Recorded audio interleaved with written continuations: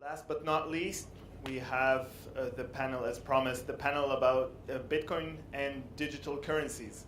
Should be an interesting one. I'd like to introduce Ron Finberg from Forex Magnates, who is also the site manager and editor of DC Magnates, which is a brother website of Forex Magnates, dealing only with digital currencies. Thank you. Enjoy.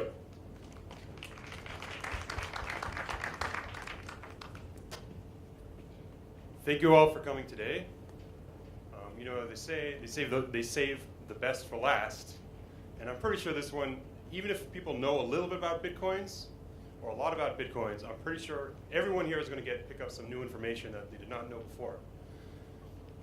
The purpose of this panel is not only about Bitcoins and digital currencies, but specifically to understand why is it important for us in the audience as an FX industry, whether it's something we should be involved with or not.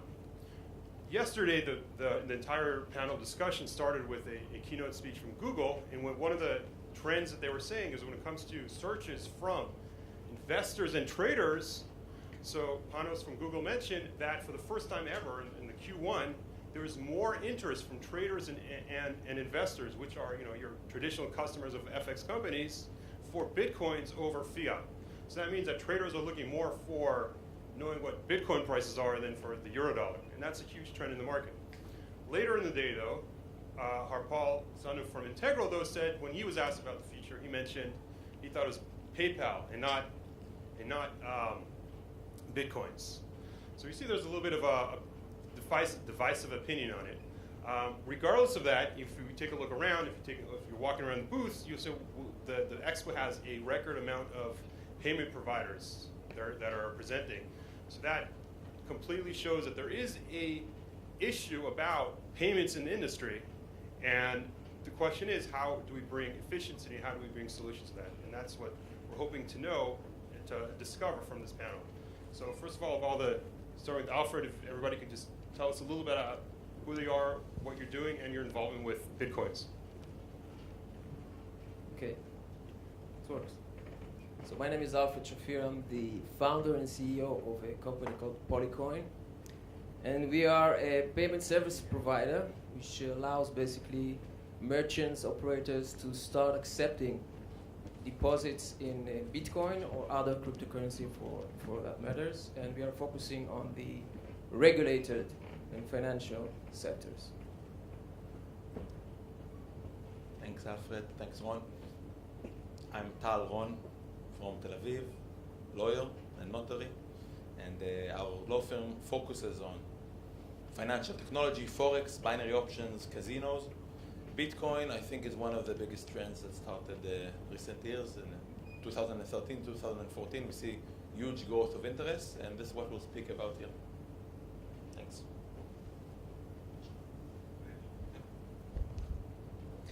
Hi, my name is Yoav. I'm the CEO of UPay, a payment service provider out of Singapore. In addition, I'm a mentor in the Singapore Management University and mentoring a few startups that are related to Bitcoin activities in the Far East. Hi, my name is Itai Damti. I'm co-founder and VP products at Leverate. I own about 0.05 Bitcoins. I have some personal interest in Bitcoin, the technology, the business opportunities around it, and I was one of the people to lead the addition of Bitcoin and Litecoin to the Series trading platforms and our clients' offering. Hello, my name is Timur Latipov. I'm from the Timur Latipov Technology Lab. We develop server software mostly for MetaTrader 4 and integration with other platforms. And we do projects with Bitcoins, we do integrations with this payment system and this ecosystem. And I'm personally also very interested from a philosophical view about the Bitcoins. Thank you. This will start with a general question. Bitcoins have been described as bigger than the next big thing since the internet, the next gold. But the truth is there's a lot of other emerging technologies that are also very interesting, such like driverless cars, 3D manufacturing. We have apps now that can tell people when they're getting sick. There's a lot, at this point there's an abundance of amazing innovation that's going on. So what if you could tell us a little bit about what is so special about Bitcoins and digital currencies in general that people should really be paying attention to it and seeing the future of it? We start with Alfred. Sure. Okay, so if you look throughout the history, I think the best way to describe something that will be a huge impact on somebody, it is very basic. It's about money. The closest thing to money in terms of technology, it's what usually is going to make the biggest impact, and moreover, it will make the fastest impact because it touches one of those very delicate nerves that everybody has, the absence or need for more money. So this is basically what I think. In other technologies which are great, but it will take them longer time to get assimilated to the mass production and to move forward to other levels. Itai, can you add your opinion? Sure. I think, again, all those technologies are great and are going to have a big impact on our lives and on the economy. But I think one thing that really sets Bitcoin apart is that it's very, very political, as opposed to other inventions. Of course, every technology is a little bit political, but with regards to Bitcoin, first of all, central banks and governments are losing their control of the money flow and losing their ability to monitor, if you will, financial activity. And they see the power shifting away from them to the people, and people get that this is the case. So it's a big, big issue. Also, there is the topic of financial inclusion. 3 billion people in the world don't have any ability to open a bank account today. They're outside of the economic activity, and Bitcoin can be a very big solution for this financial inclusion and add all of this extra power and extra public to economy participation. Tal, can you add a little bit? Sure. First of all, I agree with Itai regarding the political sense of, but I see it on the other side. I think that regulation to Bitcoin, even on the price of losing a bit of the anonymity, is something which is vital for this industry to move forward. Okay, if we're seeing something which is more relevant to us, we're seeing all the PSPs down here, and I think that, as Ron said, I think that in this, it's the third year, and this year I never saw such a big amount of new PSPs which I never heard of, which looks really good and with integrity, having booths here. So if these Bitcoins will cut these payments, instead of paying 4.95 for accepting credit card or 2% for a wire card, you'll pay half of the net or less to a Bitcoin. It can change dramatically this way of working with this PSP. But for this to happen, we'll need to, and I hope we'll discuss this today, more to speak about the regulation aspects of that. Okay, thank you. Timur, maybe explain a little bit more about innovation. Well, I do agree with all the speakers, and I think all the other innovations you mentioned are great. But I think what sets Bitcoins apart is that for us, people involved with the financial world, it's the innovation that is going to affect us a lot.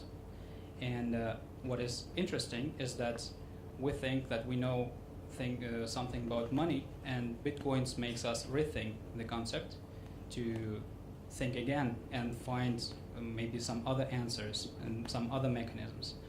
Or maybe nothing happens, and that's the interesting point, that we don't know what's going to happen, and we can only work in this direction and see how it goes. Things going to change or not, but it's going to be interesting.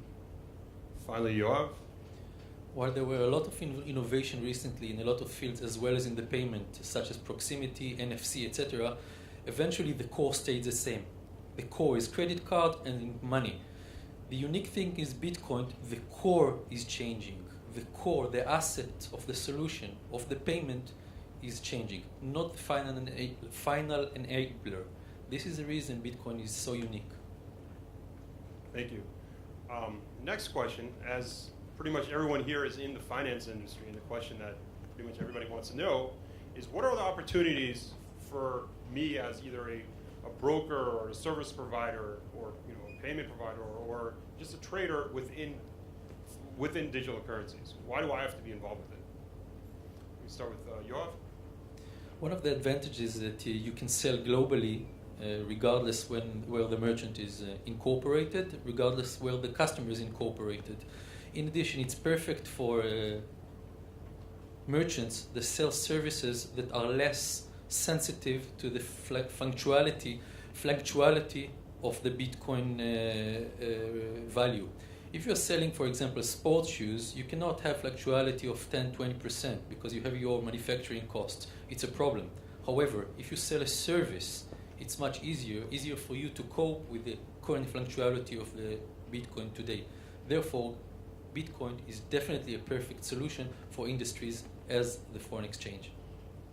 Okay. Nitai? So I think Bitcoin is a business opportunity. It has an impact on almost all people in the room. If you think about brokers, what started as a gimmick around 1 year ago of trading on Bitcoin for traders is now gaining popularity, and brokers are now even accepting payments in Bitcoin and cutting transaction fees. In addition, I think that content providers such as signal providers, news providers can now use micropayments, which is a new kind of economy that Bitcoin enables, to charge small payments on data. And that's a whole new business model for many of the people in this room. And when you talk about other financial institutions, I just want to give the small example of colored coins. Colored coins is a recent notion in Bitcoin that allows people to issue Bitcoins like stocks in their company. So now there is a whole new market for IPOs, for self-IPOs of companies outside of the main stock markets, and that's a huge opportunity. Now I think that the slower the current financial system will be in accepting these innovations, the more businesses will rise outside the current financial economy. So IPOs in Bitcoin can be a whole new industry outside of the current IPO market. So the current IPO market needs to accept that and change and not let this competition rise in the background. But is there something that's wrong with the current IPO market that you'd want to use something like colored coins? So there are a lot of barriers. You cannot raise funding spontaneously as a startup today without using platforms such as Kickstarter. So Bitcoin is just another channel that will make this easier for startups to raise capital. Yeah, but you can go onto AngelList and then get a lot of information there and then raise a syndicate. And if you have one big investor likes your product, you can raise $500,000 also. That's true. It's another channel that's emerging, and I think that Bitcoins are cryptographic ownership of data. So it's easier to prove cryptographically that you are the owner of the shares that were issued, as opposed to the clumsy contracts and the paperwork that is done outside outside of the internet world. But of course, there are a lot of new alternatives. I'm horrified by this, I guess. By Itai's scenario, that's cool. But personally, You're horrified about I'm horrified about not his collecting, scenario. taking rid of the lawyers on IPOs. Taking our jobs, yeah. Sometimes the people even think that, Is anyone else horrified about the idea of cryptocurrencies removing lawyers from being involved with companies? No. Itai just mentioned the idea of an IPO, of a placement, of a public placement, and instead of doing it, the conventional way, going to the London Stock Exchange or the AIM, the alternative market, Itai just suggests to sell colored coins or to do it through Bitcoin. I think that at the end of the day, it can be nice to cut costs. Every time to cut costs is nice. But the lack of transparency that can happen if you don't follow the strict rules of going through the AIM or through, in Israel, or doing, there are very specific disclosure methods that you need to have if you sell your company and you approach investors over the 20 partners. You need to put a portfolio. You need to do a prospectus. Now, if you do everything with Bitcoins and bypass all this regulation, all these contracts, and all these papers, at the end of the day, it can be nice, but I don't know if the market will, regulate itself as you think. Don't worry, Tal. It's going to take time till we get rid of you at the bottom of the ocean. One small addition, I mean, everybody kind of covered the Well, I the guess potential. Google's learning everything about us, and everything's going robot anyway, so they'll just get rid of everybody. Exactly. There is no. So Alfred, you real have a little bit advantage. about So short and small addition, only tactical addition, because it's fairly new and everything is growing from here. I think it would be a huge potential for first movers to start from a PR point of view, for marketing, because there's a huge buzz in the industry. And once you start working with those coins, you can leverage that in terms of marketing, in terms of PR, and kind of ride the wave of the buzz to promote your own business on the short term, hopefully. Timur, do you get your thoughts or agree with it? Yeah, well, I mostly agree. Just I tend to be a bit pessimistic about this. I think that currently, as a current state, Bitcoin is for a trader is just a new instrument like BTC, USD, whatever that they can buy and sell, and that goes up and down like 20% a week, and it's a buzzword. So they, at this moment, we don't have the developed infrastructure for all these good things that were mentioned, which are true, but we are not having it like within a year, I think. And for the broker, it is like some distinction from other brokerages. You offer Bitcoins, some interested people come to you. They might create some extra trading volume. And of course, as it was mentioned, since not that many people do this, you can just catch up with the train and get there, since you can still profit from that. But of course, you should be very careful, because there are so many people who are already there and they want your money. So just be careful, know who you're working with, because it is still quite a raw industry. That's my view at the moment. Okay. So moving on to regulation. Tal, you're eagerly waiting to answer about this. So regulation, people talk about it, they want regulation in Bitcoins, but the question is, what is regulation? There's, the way I see it, there's kind of two sides of regulation. There's clients want to know if they lose money, like Timur was mentioning, that the money will actually be there if the company goes under and it won't be stolen from them, which has occurred recently in Cyprus or some sort of extent. But then the government wants some sort of regulation because they want to know what's going on. They want to have anti-money laundering. So perhaps you, Tali, can begin and say a little bit of what your thoughts on regulation are and what do you see happening in regulation? Okay, so in the broader sense, when we're speaking about regulation in Bitcoins, there is nothing as like if we speak on Forex, okay? In Forex, if we speak on the EU regulation through MiFID, you pass, you get a license in Cyprus, and then you can passport it through Europe, through MiFID, and it's nice and clear and simple. If you want to do binary options, you go to Isle of Man, and you get a binary options license, which is a gaming license. In Bitcoins, it's totally different one. It goes on a broader sense, and if you want to go on United States, if you want to be some kind of an exchange, it's all very, very different. Now, in the aspect of a consumer, I think there may be consumers who want to consume specific, want to buy marijuana, want to buy drugs, and these guys, I'm sure they're promoting the anonymity of Bitcoins, but at the same sense, due to this lack of transparency and lack of regulation, in the same sense, it brings this incidents as the Mount Gox, what happened, which I believe couldn't have happened if it were properly regulated. Now, that said, in Cyprus, what happened, last year happened, and the bank was regulated. And Laiki Bank and Bank of Cyprus was regulated, so regulation cannot, eliminate it completely, all these risks, but it can minimize.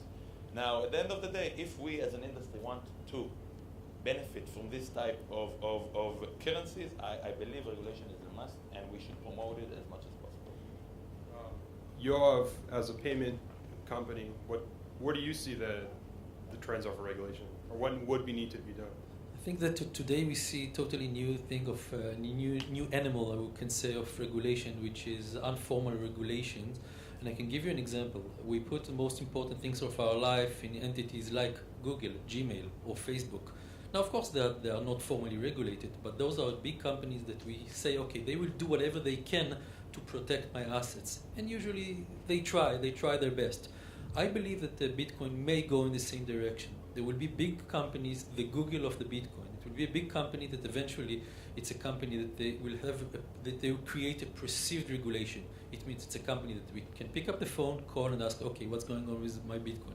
What's going on with my Bitcoin wallet? I mean, there will be an entity, but not owned by government, owned by a private company that we'll all eventually trust.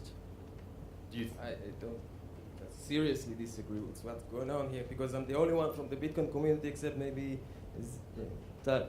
So when I hear Tal uses the terms marijuana and weapons, it's okay. He's a lawyer. He should make this statement as harsh as possible.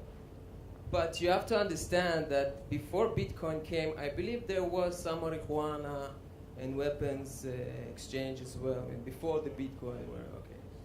So it's like when you come to a garage in Israel, there's a term, he blackens the engine.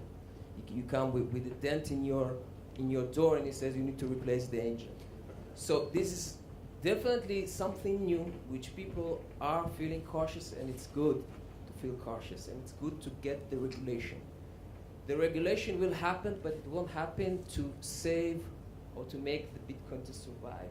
It will happen to make the assimilation into the market faster. Okay, this is how I believe it should happen. It probably will happen because there is no centered body. This is the whole essence of Bitcoin. There is no one company, private, public, nation that can turn the switch off and tell us, okay, it's not good. Let's reshuffle everything. This is the whole essence of using the Bitcoin as a payment system. The regulation in terms of how it should supposed to happen probably, we're going to be on the boundaries.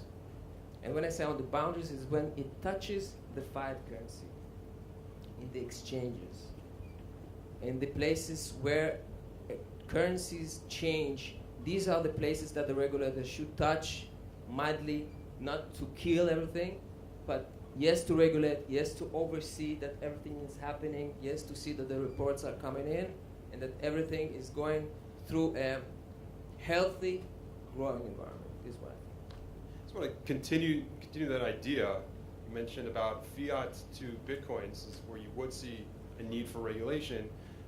One of the issues that a lot of Bitcoin companies have had, they're getting a lot of, they'll have an account and they're receiving deposits or issuing withdrawals from this one account, and then suddenly overnight, it raises too many red flags in some bank's risk monitoring package, and then their account gets closed, and then that entire Bitcoin business is closed because they have a problem with the banking relationship. Do you have any, Yoav, can you perhaps explain ways in order for Bitcoin companies to ensure that they don't just get closed down overnight? As long as the company stays in the Bitcoin sphere, which means they are not to transfer or convert this to physical money, not to physical, to other currencies, there is no issue. So as long as you live in this sphere, no problem. Merchant can accept Bitcoins, but he can also purchase services in it. The problem comes when they would like to exchange it. And here, there is the dissonance between how banking systems deal with Bitcoin to the Bitcoin world. Banking deal with money. From banking perspective, today, Bitcoin is like chewing gums. It's worthless. They don't know how to deal with it, and here come the issues. So as long as in the Bitcoin sphere, no issues. We have to have a serious discussion between the two of us. I think, the biggest problem with Bitcoin and regulation today is the lack of policies. That's worse than the worst policies ever. And that needs to be changed. There will be no central policies around Bitcoin no matter what, because there is no central body that creates it. But any country that will produce clear policies around Bitcoin will make things easier for people, even if they're bad rules. People will find ways to at least live with them. And of course, there is a problem with regulation because it's not made by one country. I think that the biggest trend that I see and believe in when it comes to Bitcoin is really self-regulation. There is a very big organization called the Data in the US now, made by the biggest Bitcoin leaders. And they believe that this organization should monitor and regulate the Bitcoin community. But of course, regulation is optional in Bitcoin, and that's the good part. Regulation in the world, because it's mandatory, it's a drag on the economy. Parts that need to be heavily regulated, like financial activity, will be regulated heavily by these organizations, one or another. But parts that do not need to be heavily regulated, like people selling candy for Bitcoin, will not suffer from the extra drag. Tal, as your company's involved with doing the legal works of some companies, what advice do you give them before they open up? Okay. It depends on what exactly is their interface with the Bitcoin.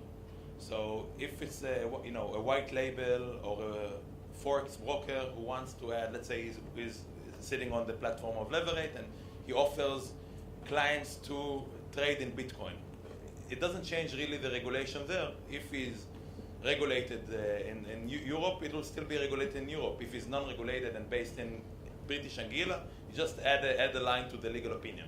So there, I don't see a really effect on the regulation. Where does it do effect? If it's a casino, okay? If you have a casino, here it really shines if you accept Bitcoins as a payment method. And what I say, if you take like the Maltese gaming casino regulation, if you start getting Bitcoins, it will contravene the license. If you go in Curacao, which is an island in the Netherlands Antilles, the internal views is that Bitcoin can be accepted as a means of paying to a casino. And this is interesting. Now, in order for it to be accepted with the local authorities in Curacao, you need to make sure that you don't have an exchange online. It means that if you get money in Bitcoins, you pay it in Bitcoins. You don't do these swappings online in order to be inside that, they call it the E-zone regulation in Curacao, which is very, very popular for casinos. So this idea, there are policies, as I said, it's not a central policy. Even if in Forex, there's not a central policy, central regulation. There is, an organization as YOSCO and the Organization of Societies of Security Exchange Commissions. But at the end of the day, Bitcoin doesn't have all of this, and it all means that you need to be more creative when you deal with the Bitcoin company. Timur, coming from Russia, obviously the central bank there has had possibly the most negative opinion against Bitcoins. They said if you're a business involved with virtual currencies, then you're suspicious of being involved with illegal behavior. So I wonder if you can mention a little bit about companies that you know of involved with in the space. What are they trying to push for regulation, or if they're trying to do things in different ways, or not necessarily that you're doing that, but what you're hearing around? Well, to be fair, we don't do any trading with Bitcoins. We just do the technology, right? But I think concerning the Russian regulation, it's more like a signal that the government is saying us that you should not be dealing with it as a company, on an enterprise levels. So people can still buy and sell things with Bitcoins, but you cannot have a merchant, a shop to accept Bitcoins, because you can legally, but you're gonna have the consequences. So I guess in some other countries this trend is also catching up. So they're not governments are not yet sure if they need to ban the Bitcoins or how they can ban the Bitcoins and how it can affect anything, but they are a bit nervous, I guess, about this, and that's what should happen actually. On the other hand, what could happen next is I think that regulation is gonna happen anyway. It could be on two different routes. First one is that governments could embrace the Bitcoins, recognize it as something that has value. For example, I'm not sure if you can go to prison for stealing Bitcoins in any country, maybe in some countries, but so many people have got away with stealing Bitcoins and receiving no prison sentence, for example. And if government does not recognize Bitcoin as something valuable that can be stolen, then sorry, we're not going to have any civilized market then. So regulation should be. However, it could also go with the route that governments could try to control the Bitcoin, and although it's commonly believed that it is not possible, to some extent it is possible. Like, so there is such a danger, and the only hope is that Bitcoin grows faster than it gets over-regulated this way. So I think regulation is going to take place. I don't really believe in spontaneous regulation by truthful companies, big companies, because we've seen so many huge companies like having their accounts like vanished, like $500 million of funds missing from Mt. Gox exchange. That's like not a joke, right? And no one is getting any punishment for that. So I guess it's going to be regulated by governments sooner or later. We're going to see, and our job is to make it like mild and acceptable for all the participants. Alfred, perhaps you can share us your how it was for you to open up a company that has to have relationships with banks as a processor with Bitcoins. I'll answer that, but I have to just comment on something here. I admit I have Gox coins forever. Anyone here knows what a Gox coin is? A Gox coin, over there, is Bitcoin that you bought on Mt. Gox, and whoever heard the story, it got stolen. So you don't really have those coins anymore. So people in the industry call it Gox coin. It's usually used as fluently around this forum as an example for things that are getting wrong on this community. It is. But it's the one thing, it's a big thing that happened, and it's currently something that is sort of birth pains of this whole industry. And it happened because of technological and other stuff. And by the way, the CEO does pay a lesson. He's probably going to prison, since I'm receiving all these letters for bankruptcy and all these lawyers' letters about the Gox. About banks, back to banks. Banks do not perceive Bitcoins as chewing gums. Sorry. They perceive it as a payment system and as a currency, maybe as a commodity. And regardless, it has value. They are afraid, and for good reason, that this payment system will ultimately replace them, ultimately. And probably it will happen eventually. So at this point, it's kind of like poker. Let's see what the other side does, whether it's the users or the bank.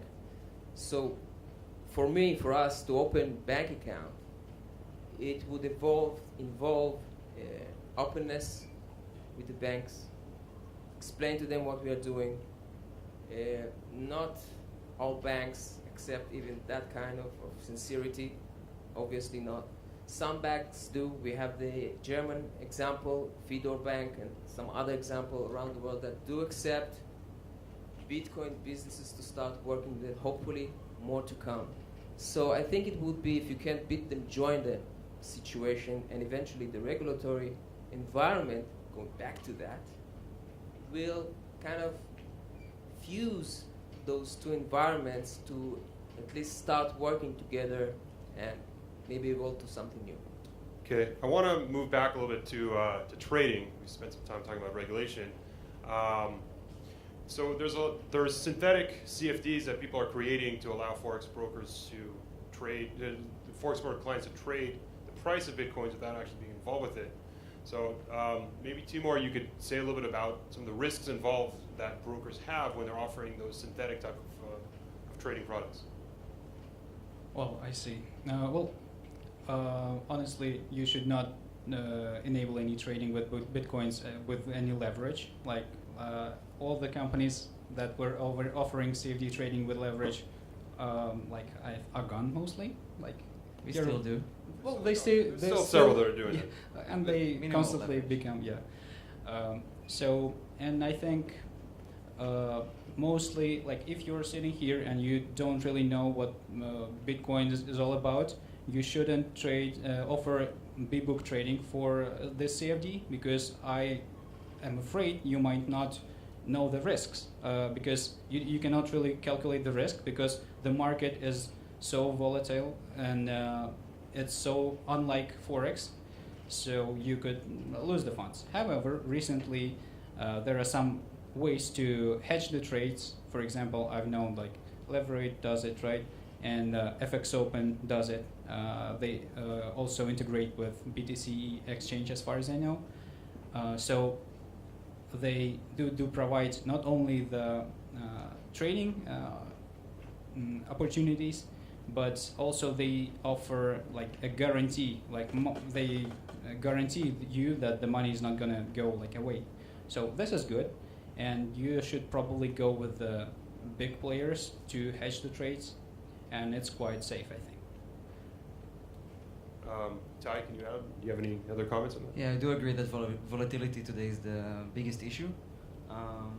Also on the liquidity side, you can't find LPs that will satisfy your needs, like Deutsche Bank or Citibank in that field yet.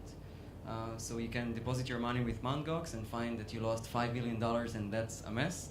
So we still need quality liquidity providers. Does Lever provide a STP No, we don't have solution? STP solution yet for Bitcoin. And why not? So there wasn't enough demand because the leverage is very limited and the volume is still not threatening in terms of risk, obviously. But once we do that, of course, we will have to deposit money with quality LPs that not necessarily exist today. And also there, in terms of potential fraud, someone could influence, because the low liquidity, someone could influence the original exchanges and trade CFDs with brokers and make huge profits on those CFDs. It happens with some indices, low liquidity indices in the world today, so it's going to happen with Bitcoin as well. And also you have the arbitrage opportunities. If someone knows exactly where you're taking your Bitcoin feed from, they could potentially scalp on you, and that's a hazard. Some companies have offered CFD trading or binary options in Bitcoins and then remove them because of a theoretical headline risk. You know, they found because of things going on in the market, they decided, well, let's get rid of Bitcoins. We don't want to be associated with them because they're going to think our broker's involved with marijuana and weapons or what have you. What are your opinions on the panel as far as is being involved with Bitcoins as a broker something that there is a headline risk?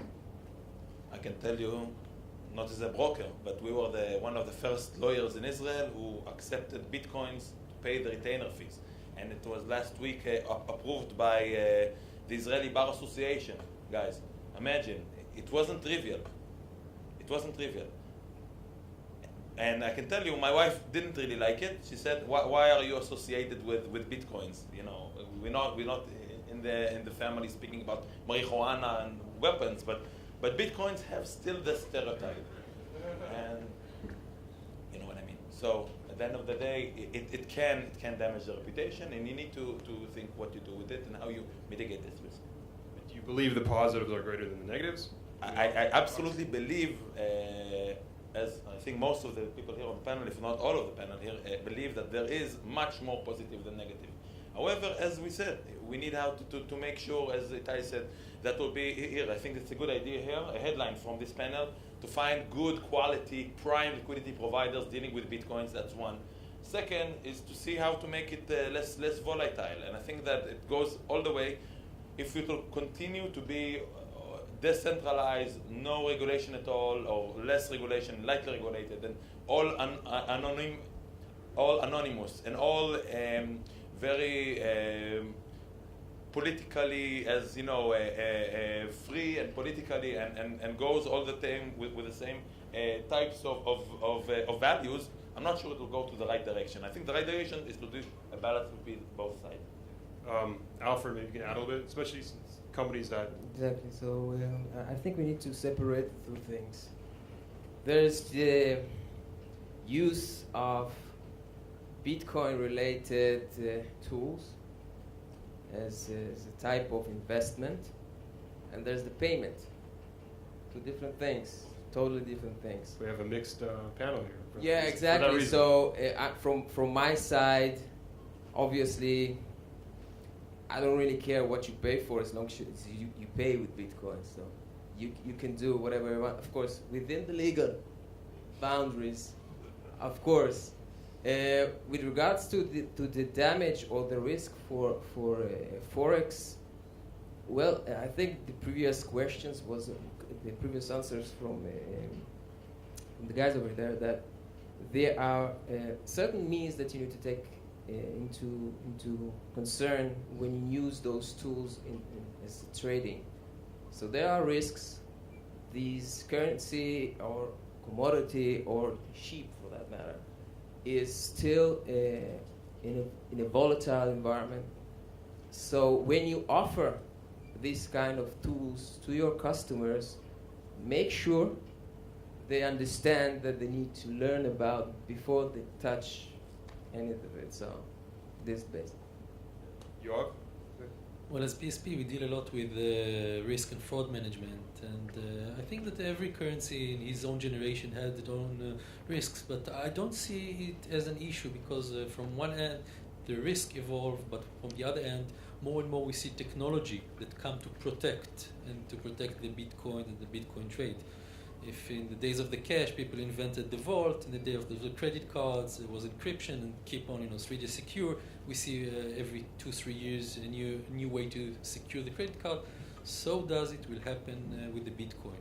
More and more protection layers and risk management layers will come also to this new currency. And you believe because of that, we'll have less of a headline problem, people will feel more comfortable as a company off?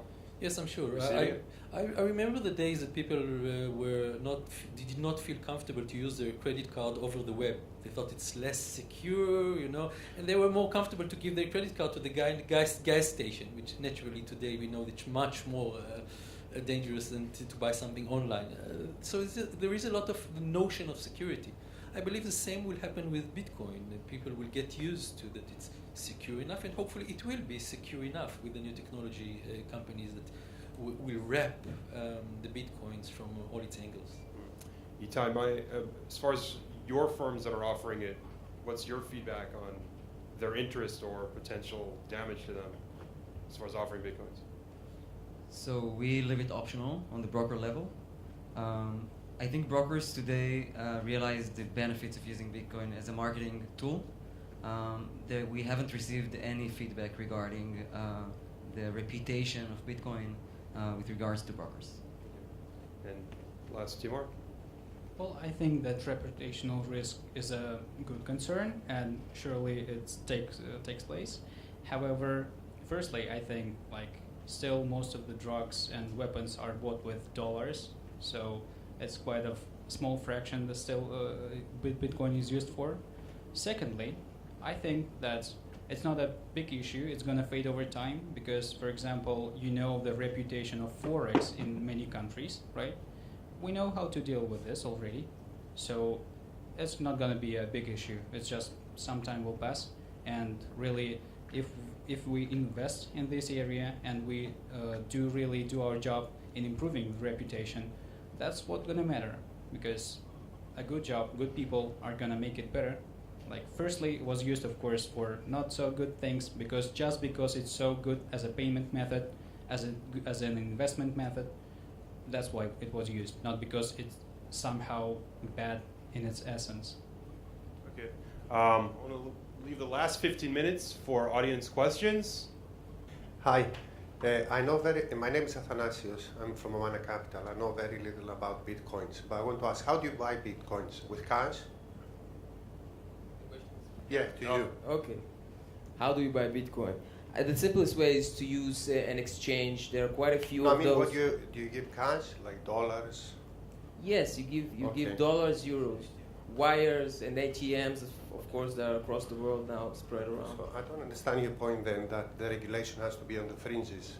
If you give cash, which is issued by central banks, yes, the regulation, I believe, has to be a little bit harder or a little bit closer. So, just asking you, because you said it has to be on the fringes, so how do you link the two? There has to be what? on the fringes, you said. The regulation has to be on the fringes. Okay, so the regulation has to be. I mean, I recommend it. I'm not a regulator. No, communicating I'm with asking those, your of course. opinion. I'm asking My opinion is for not to kill the concept for the users and for the merchants of decentralized currency is to regulate it smart. And smart, as I see it today, is to be on your finger, on the pulse, where the money changes from one type to another. And these are the places that I think the exchange is one of them. ATM doesn't work without the exchange, so it's the same place. And the big exchanges that are the Bitstamp and the BTC and in China and everywhere are working with banks and of course, so these are the places that needs to be dealt with. Okay. I have another question. I don't know who said it, but somebody said that the central banks are scared from the bitcoins, and I didn't understand the link between what do the central banks have to be scared about. I think I said something about banks being scared. I'm the only one who actually. Well, we mentioned maybe time. We mentioned you also. wanna answer it? Yeah, central banks are governments, and governments want to be able to tax efficiently and track the whole financial activity. So Bitcoin, there is a common misconception around Bitcoin that nothing can be traced. Actually, the whole economy from its birth can be traced forward, but it's completely anonymous as of today. So it's very hard to know who paid who for what.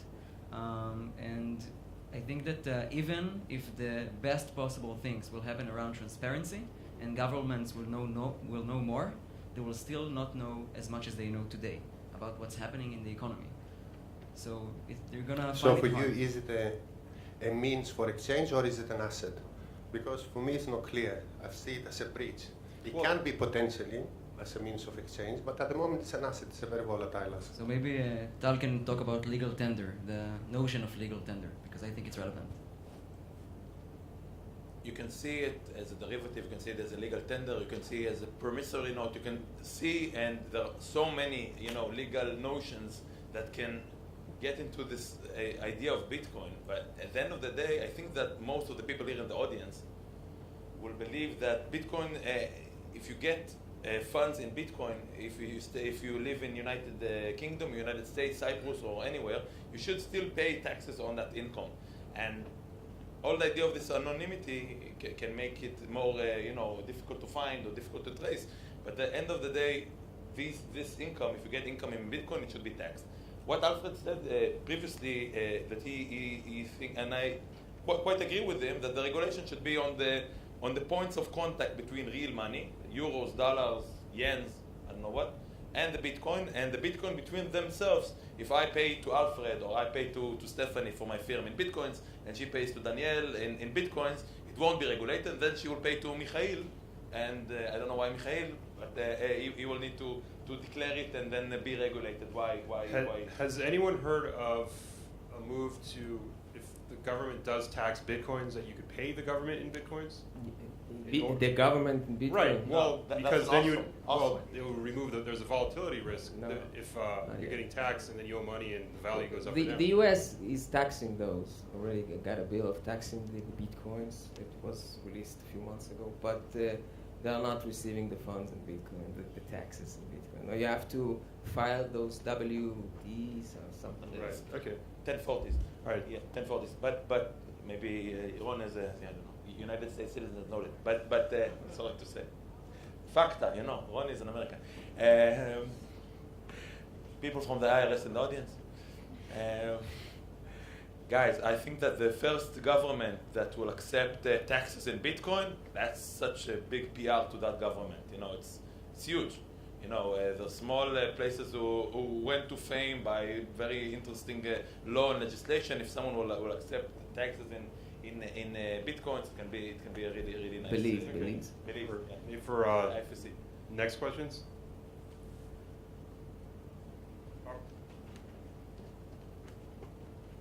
Hi, I'm George. I'm an internal auditor with Forex Time.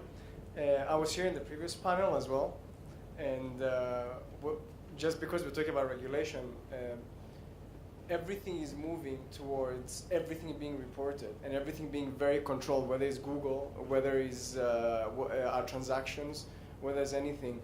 I want to ask Alfred and the other guys who are kind of supporting a future of Bitcoin or believing in a future of Bitcoin being completely decentralized, of how are they convinced that governments cannot just crash Bitcoin? Because, for example, you have the US with FATCA forcing indirectly everyone to report all of their American clients. And they've done that very effectively, and now the opposite is happening with European FATCAs, et cetera, et cetera. So I wanted to ask how you believe, how you visualize a future where Bitcoin will be used if they don't play ball with governments.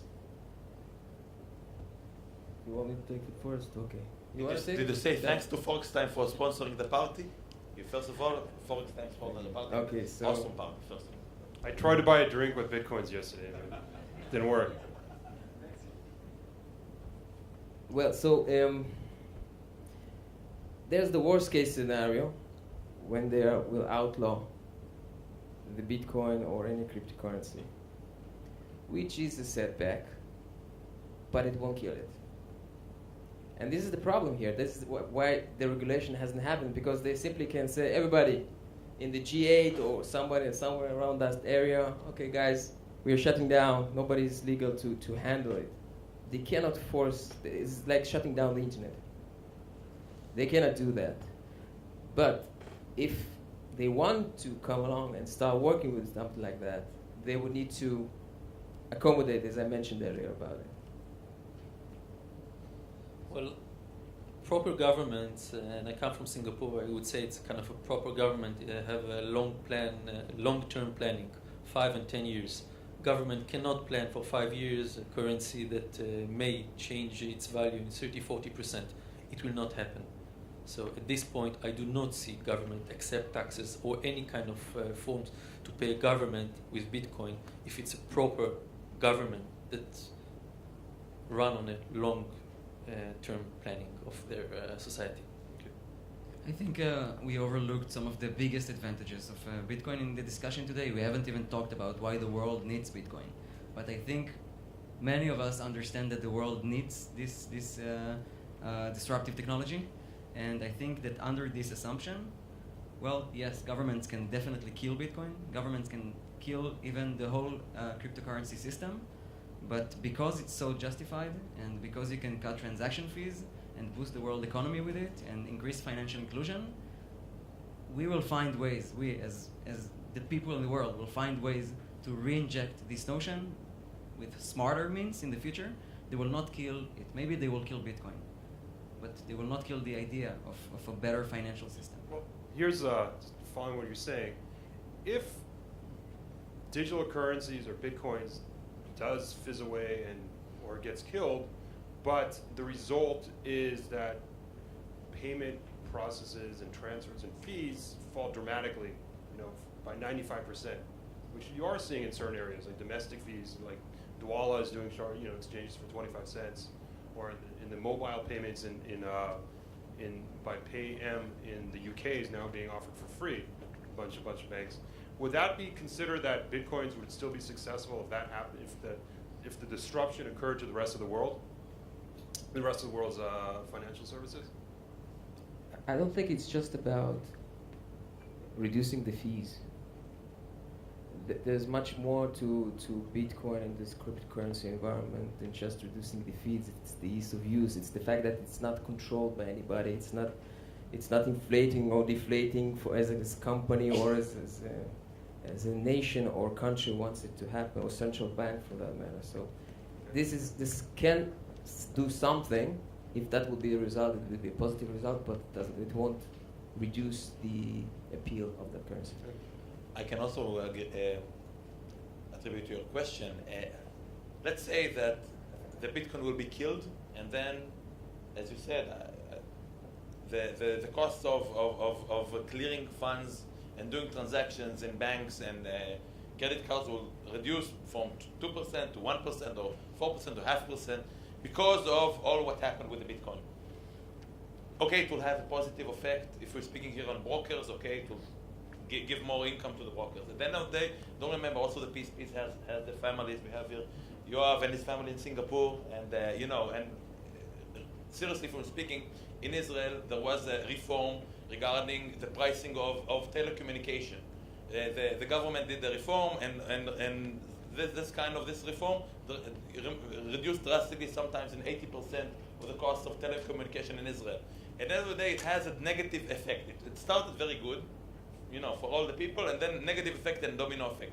So at the end of the day, I'm not sure that, exactly as Alfred said, that Bitcoin is only about reducing costs. It is, but it's also about, as we said, smaller governments and weak communities, as Itai said, doing business with more stronger communities on a unified basis. That's the nice stuff about Bitcoin, and still to change.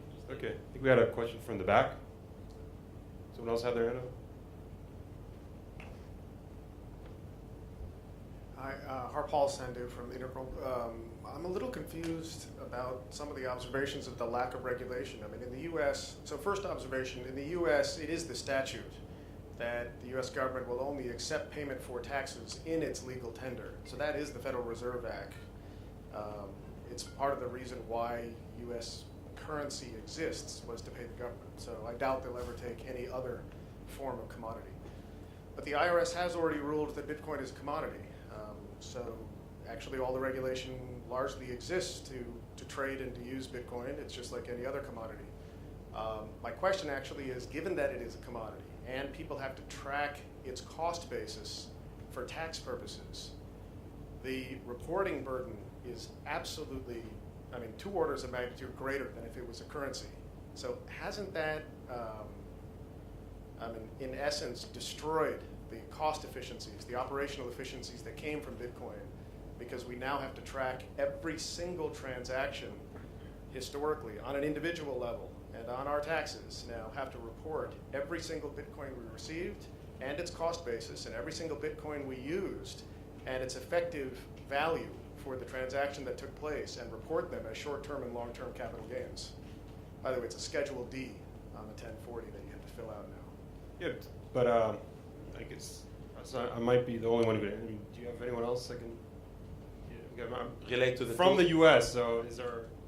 I hate to jump on the question here because I'm moderating it, but Jump. you are really filling that schedule and exactly stating which and which date you did the. You should do that. Yeah. Right. So I guess just trading on E-Trade, and I was day trading. I had something like 200 trades in a year, and they just issued me their reports that I copy pasted and used for my Schedule D. So is there a reason why such a process, a reporting process, is there a reason why we wouldn't expect that the companies involved would then issue reports to their clients? They can't do it. So I'll give you the example. In the US today, if I buy a Bitcoin, I'll use round numbers. I buy a Bitcoin for $500. I hold the Bitcoin for 3 months, and 3 months later I go to Overstock.com, which accepts Bitcoins, and I buy a barbecue grill for $1,000, and Bitcoin happens to have gone up in value to $1,000 in those 3 months. And it says $1,000 on Overstock.com's website, and they take BitPay or Coinbase or whatever, and I say, I'm going to pay with a Bitcoin. I hit the button. It tells me you owe exactly 1 Bitcoin. And I say, fine. I put in my QR code, and I use my Bitcoin, and I purchased that barbecue. I have to fill out on my tax returns that I bought a Bitcoin on such and such date, and I sold that Bitcoin. So I bought the Bitcoin 1 unit for $500, was my cost basis, and I sold that Bitcoin 3 months later for $1,000. And I have to pay taxes on the short-term capital gains on the $500. Okay? This is a problem. Overstock doesn't know what price I bought it at. Overstock is not my broker. I have to know. If I misreport that, that's tax evasion. So the answer to your question is, do I fill out the forms? No, I no longer use Bitcoins. No, that's absolutely right, and that's the reason that many Bitcoin enthusiasts are looking for the legal tender status for Bitcoin. That's the deal. US will never let it happen. maybe China will. Harpal does bring a good point, and especially with Yoav in Singapore, is that they've also decided that it's considered like a barter, not a currency. So We have someone who would like to respond here for that. So within hours of that announcement that you had to track it, there was about a half a dozen apps that popped up for the consumers that can track it. People involved in Bitcoin are highly technical. They know how to download this app, where to get this app, and it actually tracks where you bought the Bitcoin, what the price was at, and when you paid for it, and it fills out your return at the end of the year. So these, within hours, there are several of these apps. So the Bitcoin community reacts every single time something like this happens quicker than governments can react within seconds compared to the government alone. So every time there's one of these small hurdles, there's a dozen solutions for it. Yeah, that's exactly what I wanted to say. So thank you very much for saving me the hassle. But the point is that this is not the final hurdle that this industry, this community will have, and this is before the regulation. This is only a bump. The advantage is that it is a lean environment, highly technological people are looking at what happens and who are making the problems to this community, and they are tackling from many directions. So it's basically this will end now.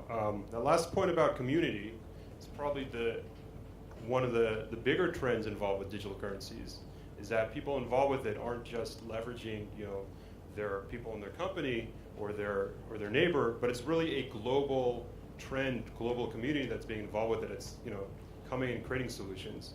So I guess the question of today was whether there are opportunities for Forex companies and other financial companies with Bitcoins. And I think the answer is it's not a direct answer.